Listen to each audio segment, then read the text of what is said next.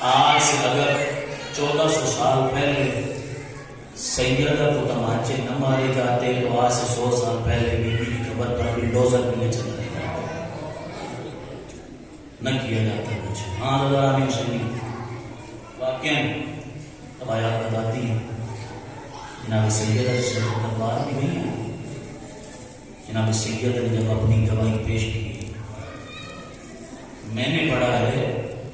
کہ be be نے تقریباً 23 آیات قرآن جو وراثت میں تھی ان کو پیش کیا ہے، لیکن ہر آیت قرآن کو ایک جھوٹی حدیث بیان کر کے جھٹلا دیا جاتا تھا۔ بی بی قرآن پڑھتی، آگے سے کہیں ممبر میں بیٹھا ہوا کیا تھا کہ رسول فرما کر گئے تھے نانو معاشر الانبیاء لا نارث ولا نورث، ہم جو انبیاء کے لوگ ہیں نہ کسی کے وارث ہوتے ہیں نہ کوئی اپنا وارث چھوڑتے ہیں۔ پھر بھی آیت قرآن پڑھتی، پھر بھی آگے سے جھٹلا دیتا۔ 23 آیات قرآن میری آقا زادی نے پیش کی ہیں، یہ جھوٹی حدیثیں آگے سے لاتے رہے اور مل کے کہتے ہیں میری آقا زادی اس وقت یہ جو حدیث آپ کے سامنے پیش کر رہے تھے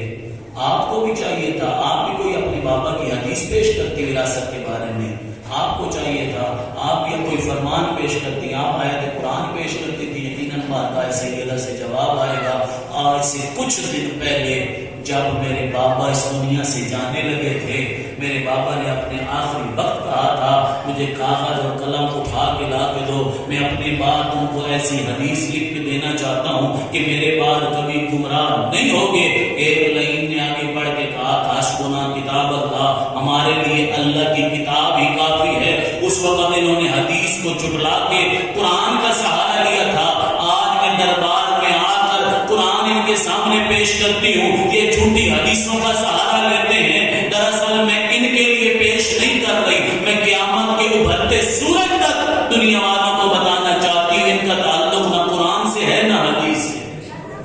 ان کا تعلق نہ قرآن سے ہے نہ حدیث سے ہے۔ قرآن علی حسینی کہا ہے نا بھی میں نے، جب بھی معصومین پہ کوئی مشکل پیش آتی خدا کی بارگاہ میں توسل پیش کرتے، دعا مانگتے، کس کے؟ جناب سیدہ کا پیش کرتے تھے۔ آپ سے سوال کرتا ہوں جناب زہرا بھی تو دعا مانگتی ہوگی نا، سیدہ بھی تو خدا کی بارگاہ میں دعا مانگتی ہوگی نا۔